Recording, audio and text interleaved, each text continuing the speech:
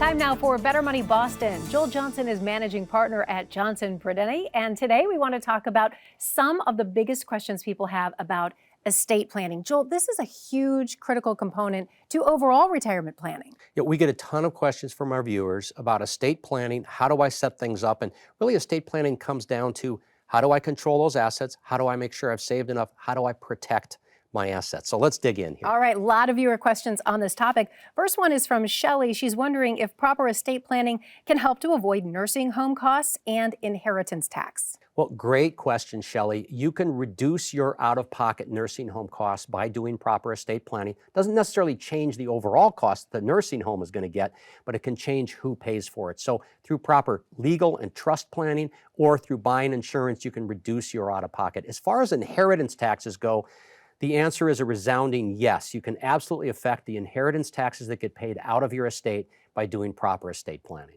Next question is from Larry. He says, what are the differences between a revocable living trust and an irrevocable trust?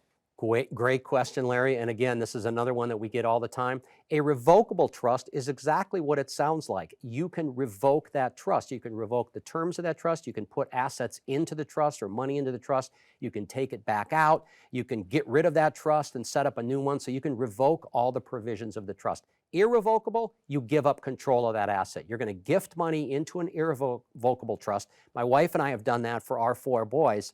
You give up control of that asset. So you got to make sure you've got the terms right before you do that. Last question from Tom. He wants to know, what is the best way to safeguard assets for my children?